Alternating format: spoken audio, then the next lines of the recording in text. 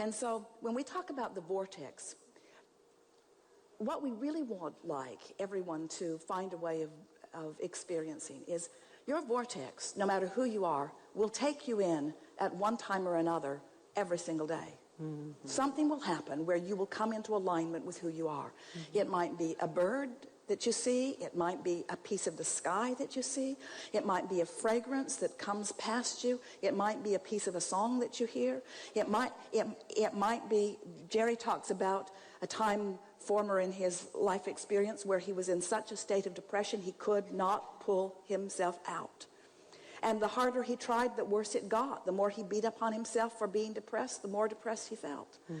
And then one day, he just followed an impulse to go down and sit on the rocks overlooking a lake.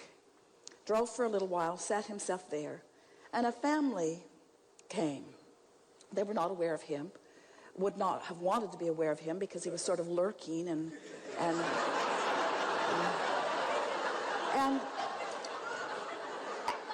they just proceeded on their happy day. They were nice to each other. They were complimentary of each other. They were excited about the day. They laid out their picnic. They got in their boat. They just beed the happy, tuned in, tapped in, turned on people that they were.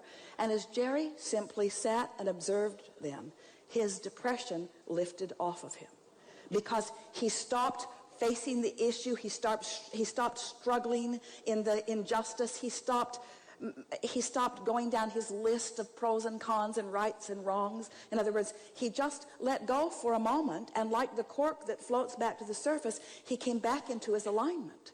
So what we are really encouraging relative to things that are this big and this deep and this prevalent and this important, you got to pull out the big guns. You got to pull out all the stops for it, which means you got to be in the vortex before you even contemplate it. You got to be in tune with who you are before you even contemplate it. And when you are, you're seeing the world through the eyes of Source. And when you're seeing the world through the eyes of Source, if a child is learning to walk and walks into your room and isn't very good at it and falls down, you don't say, "Get up, you little dummy."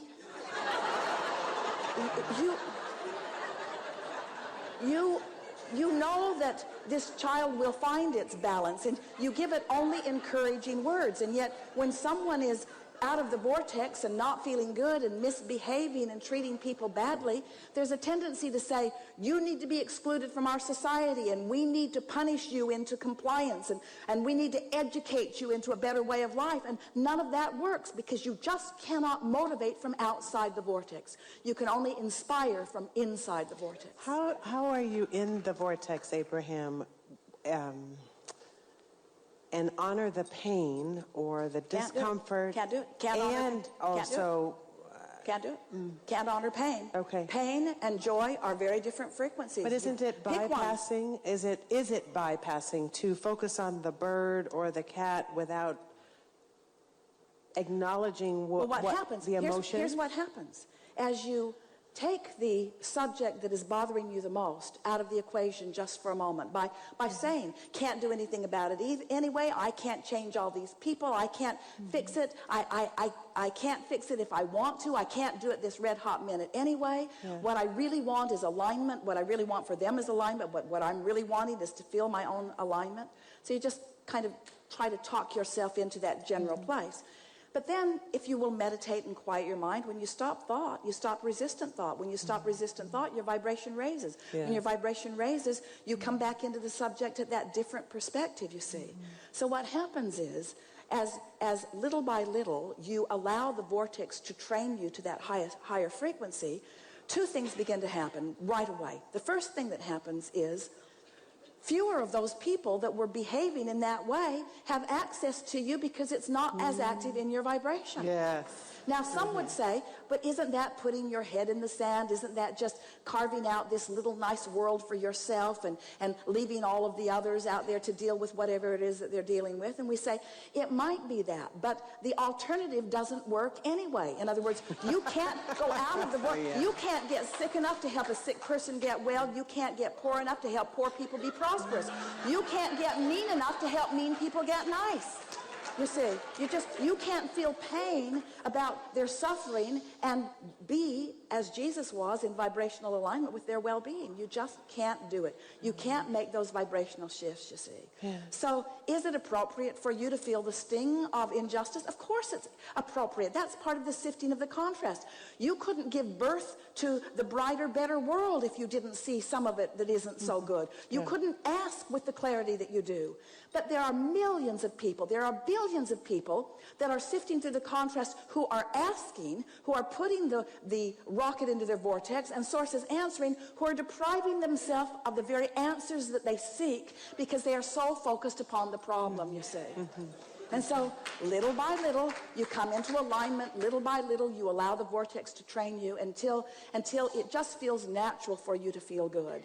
And then, as we started to say, two things happen. You see less of it, and when you do see it, you are vibrationally prepared. When you do see it, you're seeing the world through the eyes of Source. You don't take it personally when someone is stupid. You don't take it personally when someone misbehaves. You don't take it personally because you know it's a vibrational thing that they don't have control of yet.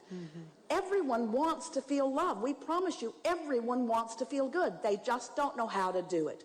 And so it's just going to take more who are doing it unconditionally. Unconditional love says, I am in alignment with who I am regardless of the situation. But it's asking a lot of you to look at something that just yanks your chain and rings your bells in a very negative way, and to ask you to just turn the other cheek and be at one with it. That isn't what it is all about. It's about letting yourself see it, letting yourself feel it, let what you really want be born within you, and then tuning yourself to who you really are and to what you really want. And little by little, the world becomes a place that likes itself better. But we want to say this in a way that you can really feel it from us.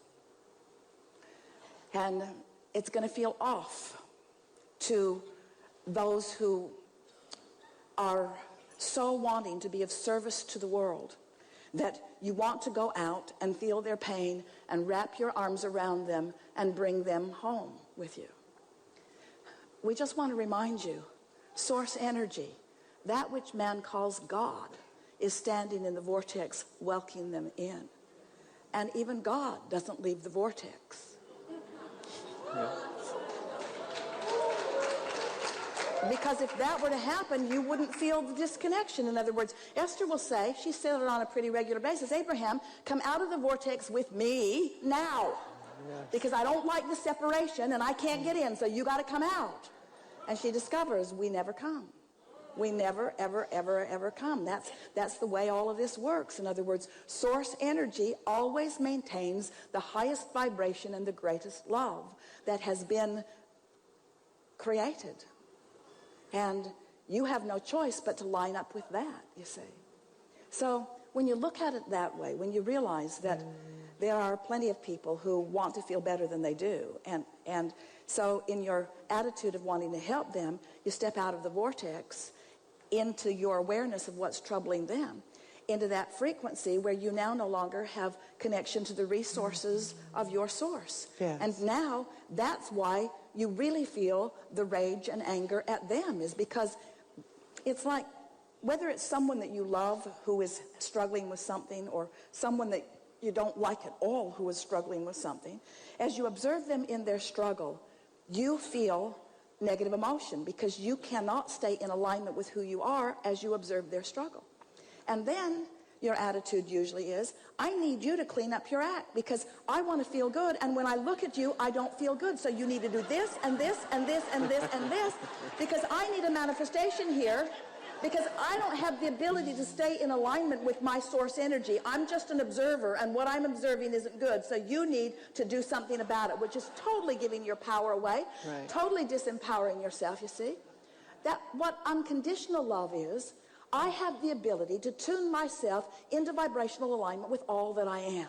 I have the ability to love you I have the ability to see you in your success even when you're demonstrating your lack of it. Yes. I have the ability to see you well even when you are currently sick.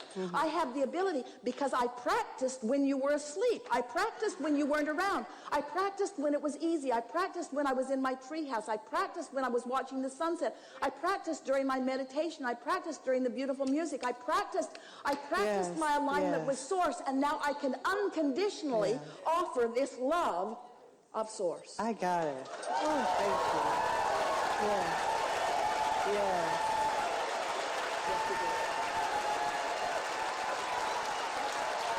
You see, and you can't feel that way without being there. In other words, that you're in the vortex, you're in alignment with who you are. In other words, and the question as it began is non-existent now, isn't it? Irrelevant completely. Very good.